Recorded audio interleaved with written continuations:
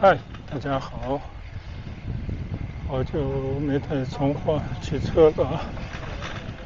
今天趁着节日还剩几天，开车来到从化，想在这边呢骑一下车。现在我从一个小区骑到大马路上去。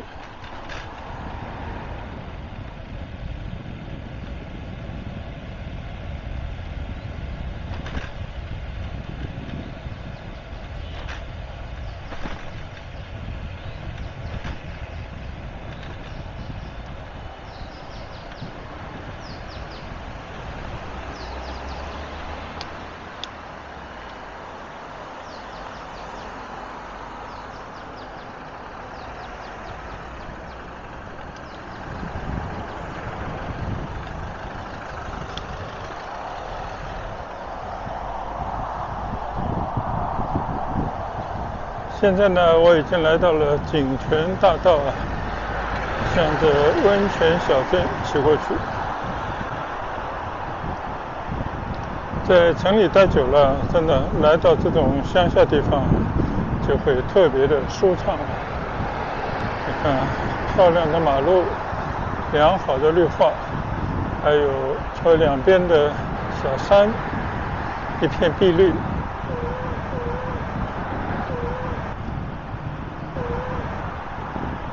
这边呢也有很多跟旅游相关的设施，像那种酒店啊，很多是带有温泉的，所以很多人愿意在天气冷的时候到这边来休养生息，进行疗养。你看我现在眼前的就是广州从化珍稀温泉养生圣地啊，还有一个温泉的喷泉的这样的一个标志。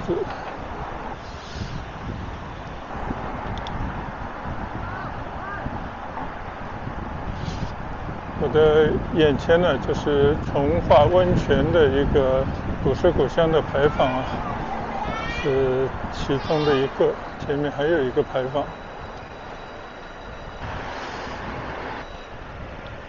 这边的马路啊也经过了一些修整，就变得稍稍的干净了一些。左侧是生态设计产业学院，不知道什么时候建这个学校。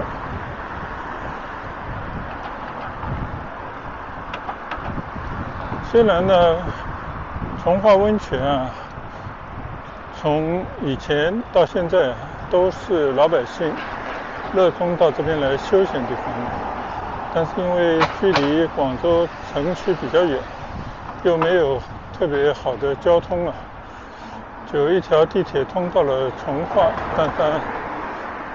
但是仅仅到了街口，就没有到温泉镇，所以大家到这边来，主要呢还是靠自己开车自驾游。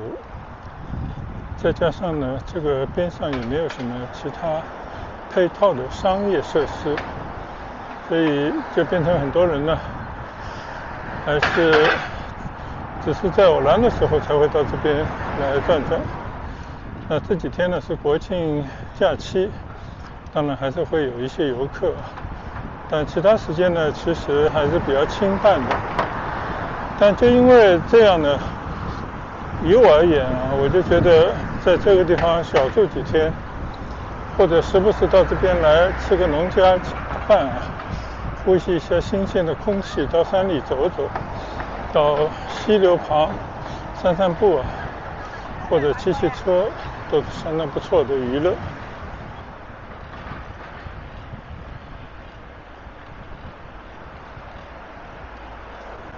我今天呢，真的其实只是把我的车开到了这里来，放在这里啊，然后呢，我就想挑战一下，骑个车往广州方向骑行。当然，我并没有打算直接骑回家去啊，因为路途实在遥远，我相信我也不见得有这个体力啊。但不管怎么说呢，希望能够走一段从化温泉到街区的这些马路，然后呢就想在那边看看能不能搭乘地铁。街口这边呢有一条14号地铁，是可以回到广州去的。我从来没有坐过这条线路，那我就在想先往南骑，往广州城区的方向骑行，然后在吃力的时候呢，就借助地铁搭一段地铁回家，大概是这样的一个打算但是在这个之前呢，我还是希望在从化温泉这个小镇里面随意的逛逛。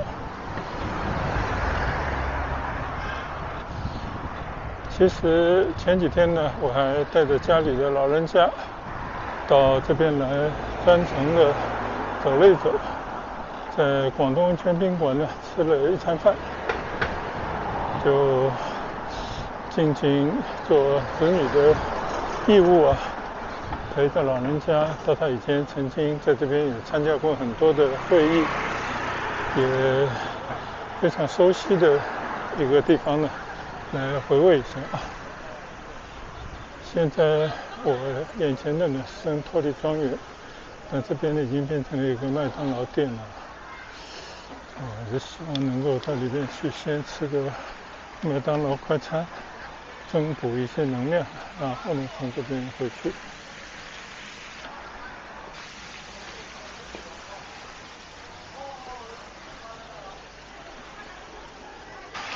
刚刚在这个圣托利温泉宾馆边上的麦当劳呢吃完了饭这边开着喷泉呢。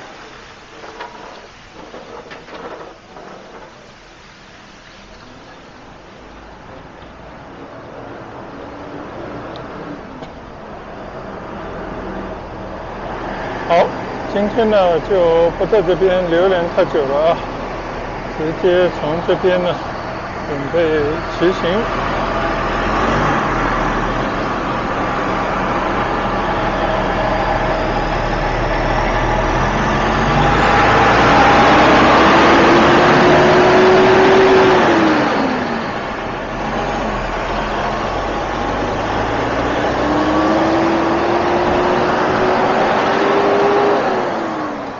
现在呢骑上了碧浪桥，我的右前方呢就是广东温泉宾馆，前几天刚刚来光顾过给大家拍过一下流溪河边上的景色。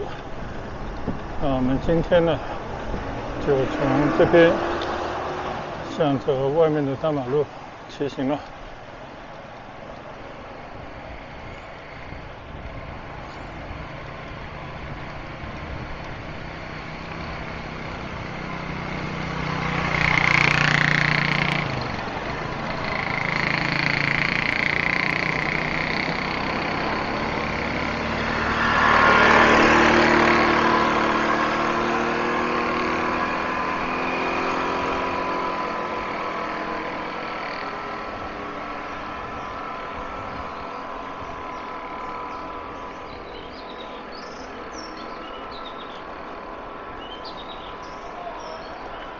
看到过以前对于温泉镇的一个介绍就是应该刚好差不多100年以前，广东呢也开始在成绩长的主政下有了10年的发展。其实这段时间的发展呢，就是跟民国的黄金10年是一致的。因为经济欣欣向荣，广州四面呢一片繁荣，那自然呢也就造就了很多有钱人，就包括陈继常自己也在这边呢专门购置土地，建了他的别墅。就这个别墅呢应该还在但现在不知道是谁的产业了。所以那个时候呢就掀起了一个到从化温泉来泡温泉这样的一种经济盛况底下的一种休闲活动吧。这个就跟上海把苏州、杭州当成后花园啊。那广州呢，虽然当年没有那么大的一个城市，但是随着经济发展呢，必然会产生一批富裕的人们，他们呢也要去找一处安静的地方嘛，修身养性。那有温泉呢，就更不用说啊，它有益健康，所以这边呢就被选中，有了很多的这些富人的庄园，当然也有很多的单位啊、公司行号，他们也在这边呢购置一些土地，建自己的别墅，引入温泉，就慢慢的形成了一个大家到这边来泡温泉的这样的一种休闲的方式。解放以后吧，这里呢就成了中共的高官，尤其是中央的领导人，所谓的无产阶级革命家们，他们呢就把这边作为一个南下避暑的好地方。从此呢，每年都习惯性的到这边来避暑、泡温泉。在那个没有空调的年代啊，长途跋涉的也只有这些有权利、有地位的人呢，才可以享受到这样的跨境。这个在冬天的时候啊，应该是避冬啊，不是避暑。就后来呢，就形成了北有避暑胜地北戴河，南有过冬好地方从化温泉镇。就后来渐渐在社会上呢，有了一个东都啊从化温泉这样的地方。之前经常去广东温泉宾馆，在那个年代呢，那不是谁都可以进去啊，你一定要有相当的级别，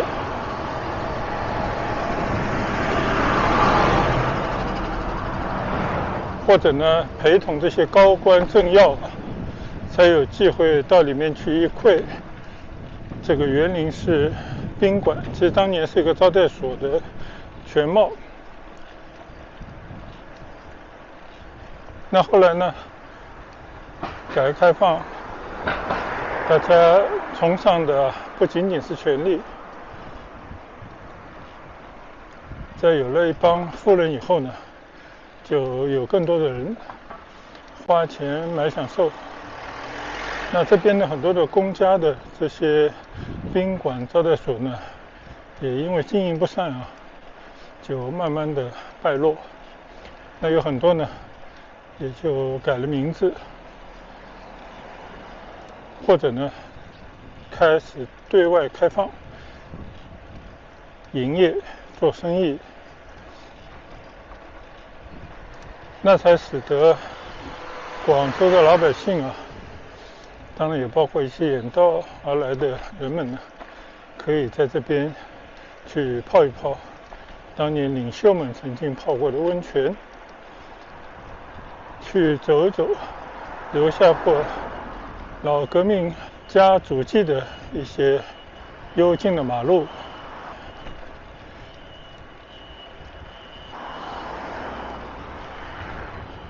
其实你如果说到历史名胜啊，那任何地方呢，如果少了这种传说，少了古代有名人的这种足迹呢，那肯定就难以称之为一个名胜。所以呢，从化温泉可能还需要更多的开发，把这些历史故事讲好。最后呢，让到这边来休闲旅游、泡个澡的老百姓啊，也有一种与有荣焉的感觉啊，也能够享受一下以前的高级领导人才能享受的一些服务。这普通老百姓也都会有这种虚荣心吧。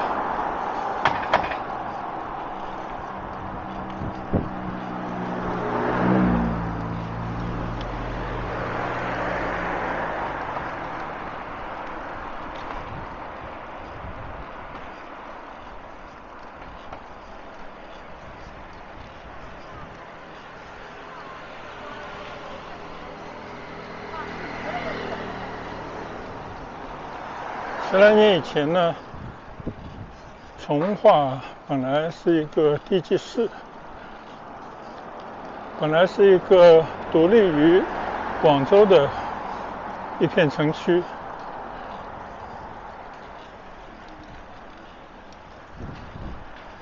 听说也是由广州托管的一个城市吧。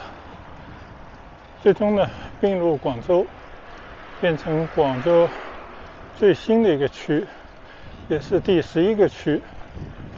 从此以后呢，这边就有了更多来自广州政府的财政的支持啊，所以这些年呢，温泉镇也面目一新了。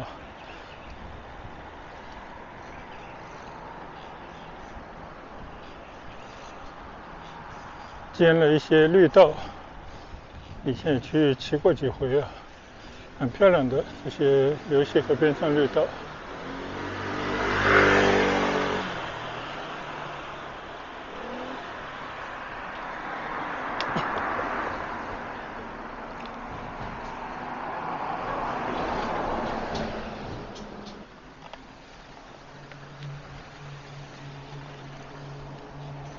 我现在呢是向着从化客运站，应该在街口方向，那边有14号地铁的终点站。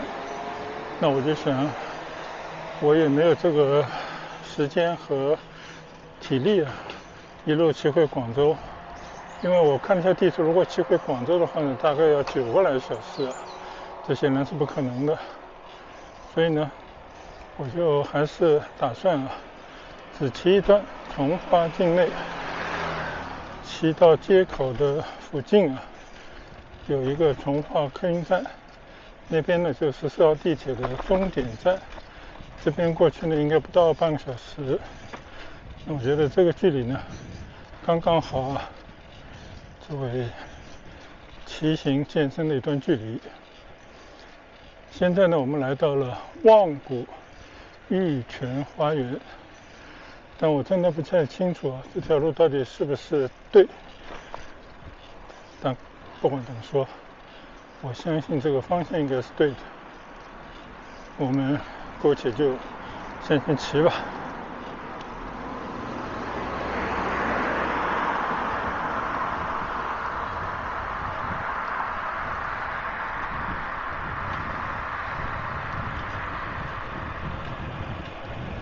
本来呢应该是大街，就还有一条大马路是可以骑行的，但我还是想骑到一个小一点的马路，可以多欣赏一下乡间的景色。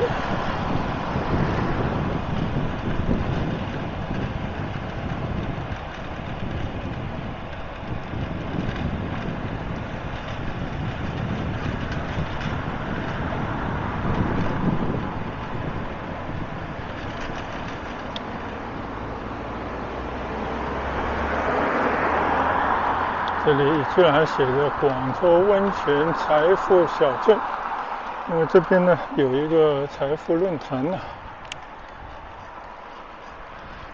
这条叫明月山西大道啊，我也不知道走的对不对，但是我的左侧呢就有田野，这看上去风景还不错啊。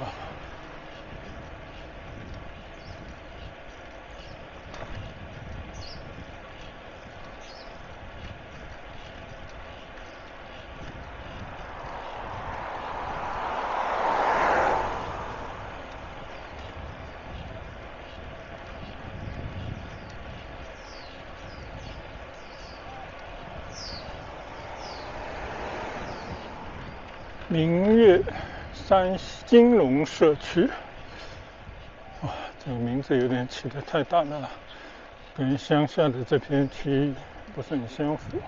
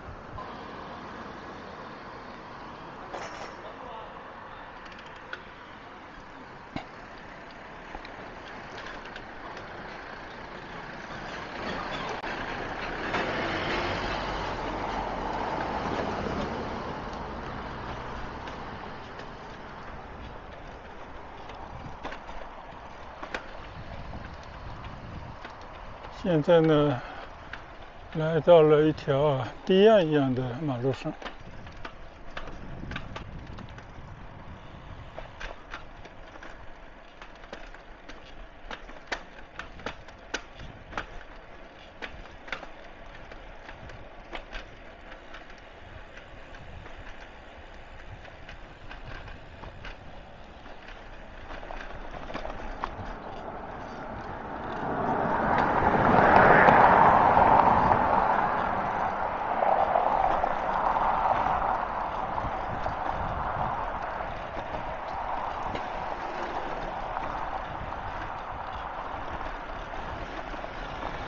看来这条马路上还专门有骑行道，画成绿色的一条骑行道。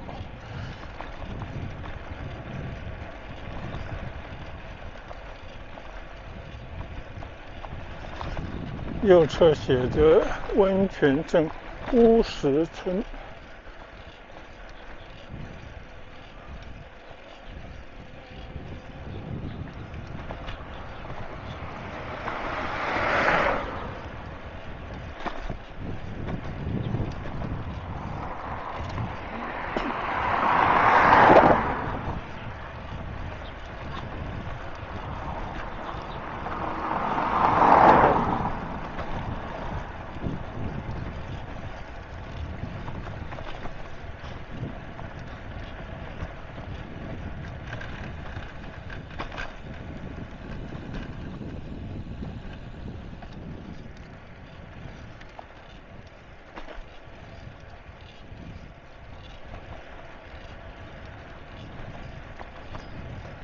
现在骑行的这条马路呢，像一条堤岸，因为我的左侧呢就是流溪河的河流了。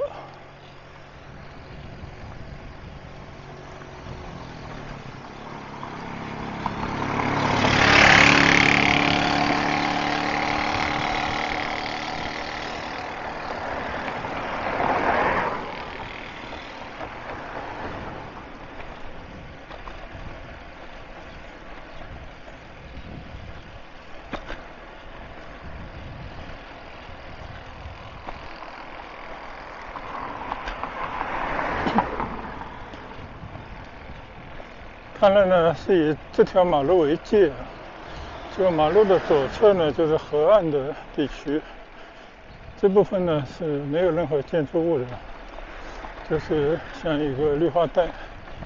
而这条路的右侧呢，延绵向前的都是村屋，就是当地农民的房子，但都还算宽敞吧。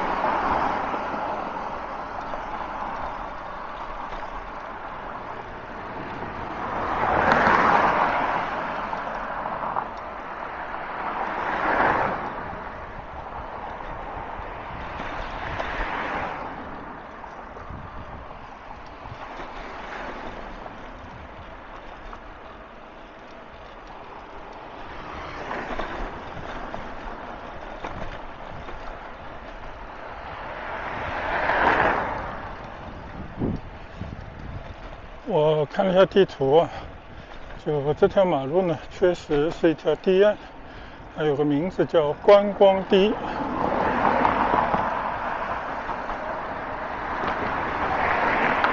这边呢也有一些农民的农家乐，看李家私房菜。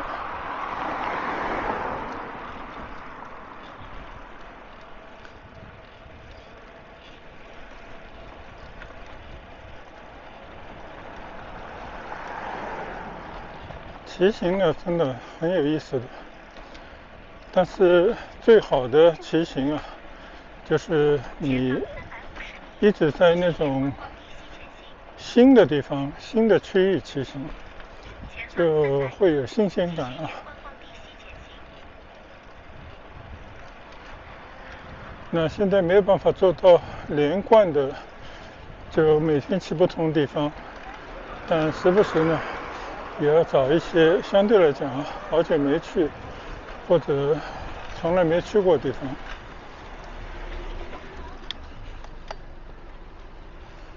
现在继续沿着这条观光堤往前骑行。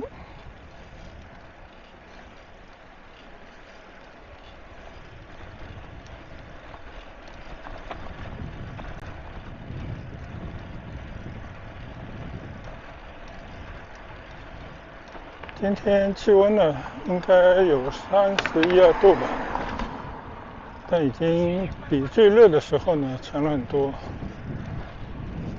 所以我觉得骑个10几20公里应该不在话下。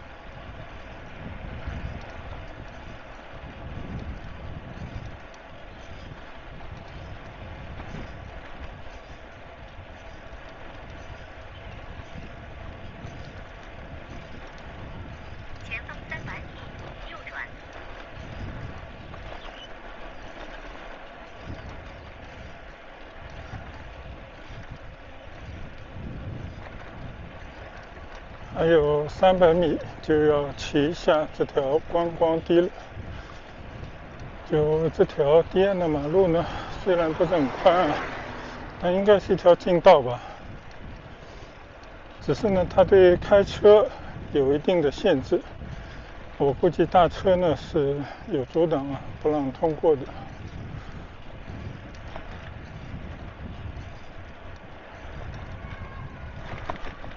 右转，然后25米右转。从这边呢就要右转下去了。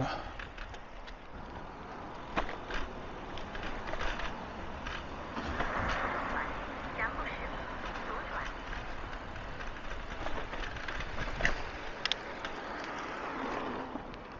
左转。前方1.5公里，左转。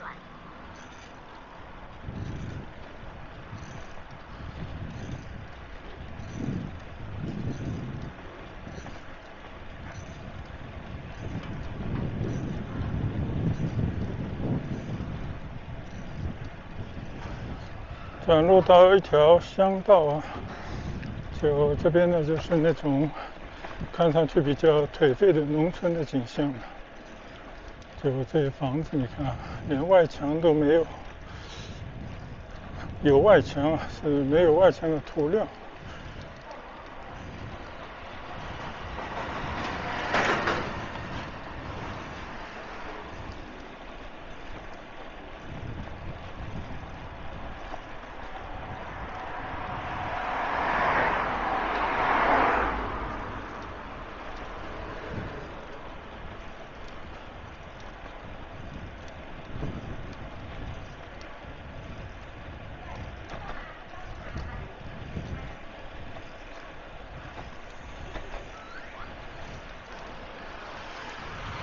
看到农村的房子的门前呢，还是有些当地老年人在那边玩牌啊。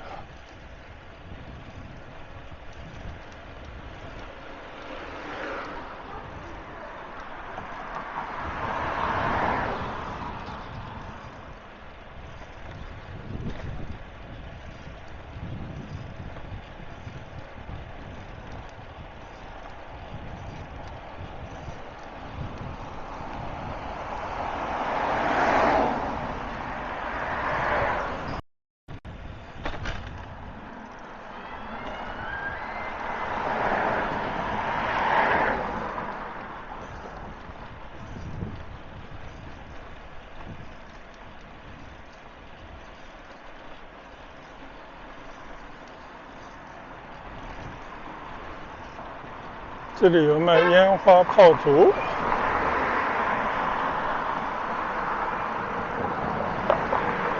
你看啊，还不止一家呢，这边又是一家烟花炮竹。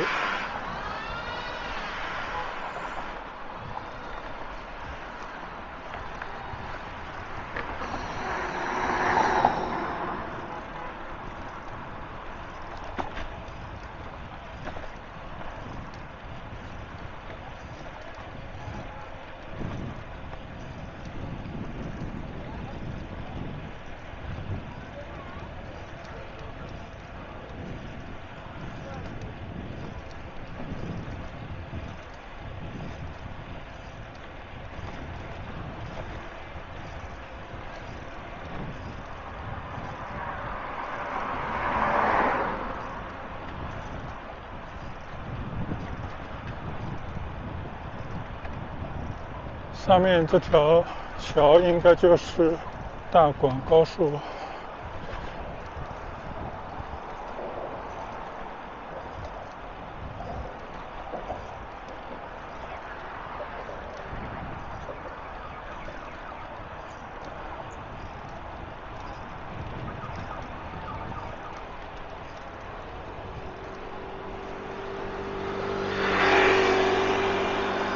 原本呢，我以为从化这边呢都是山地嘛，所以像城里骑行，也就是一路向南呢，应该都是下坡路。但显然并不是，这边呢基本上还都是些平路，甚至有时候也会有上坡路。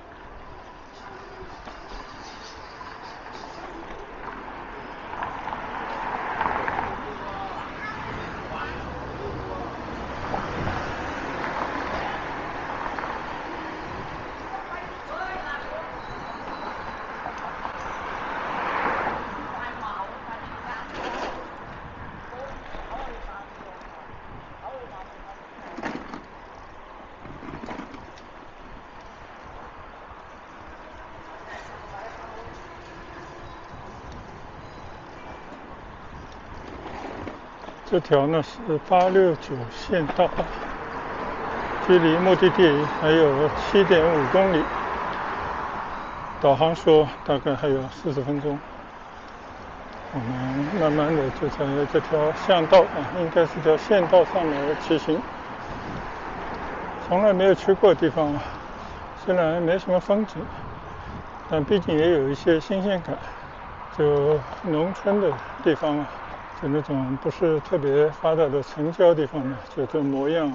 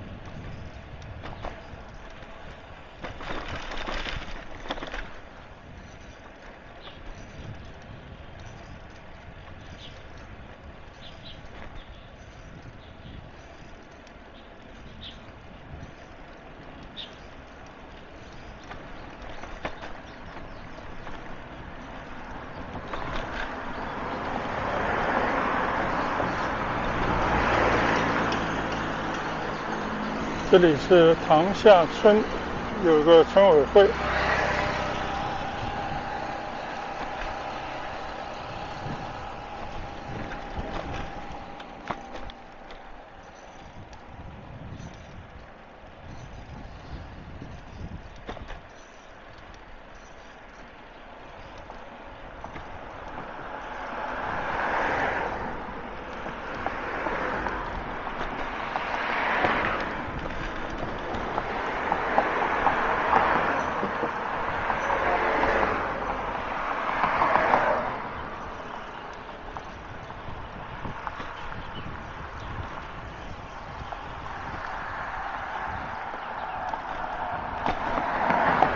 到了这边呢，就有点农村的意思了。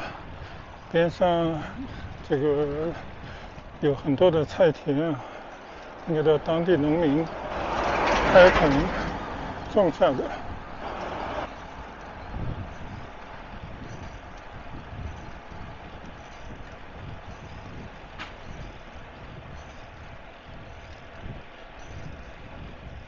边上呢一丛丛的应该都是荔枝林了，从化呢也是出荔枝的地方。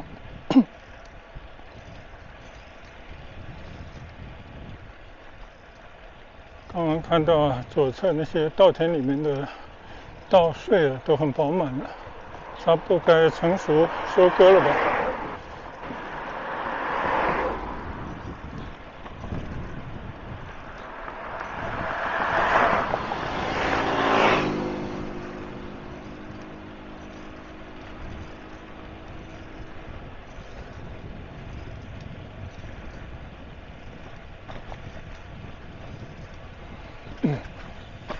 前方300米，继续沿869县道前方。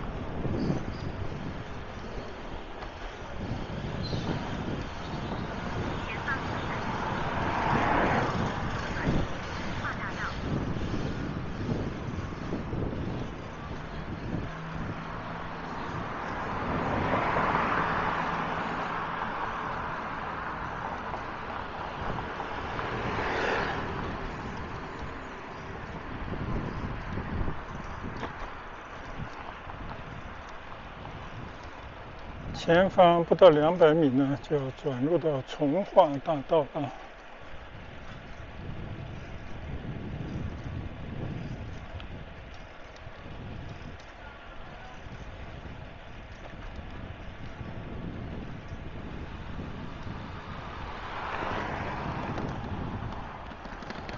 左转进入从化大道。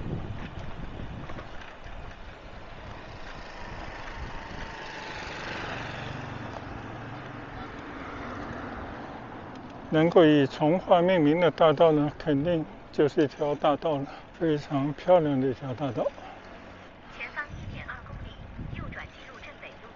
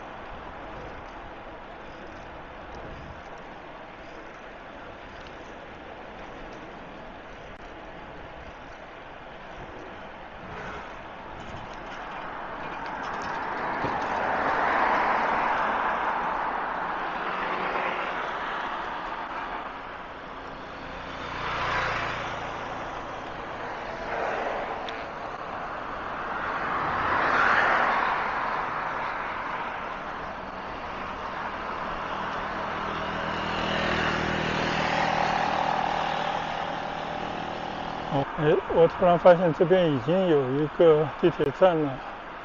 这边是东风站啊。那我看一看啊。原来呢，14号地铁的终点站就是我眼前的这个东风站。我还以为是从化客运站啊，想必是我搞错了。那好吧，我就省点力了，就在这个东风站呢搭乘地铁回去，到嘉禾望港再去换乘其他的地铁。好吧，那今天这段从化的单车之旅呢，就到这边结束了。我们下次出门再见，谢谢大家观赏，再见。拜拜。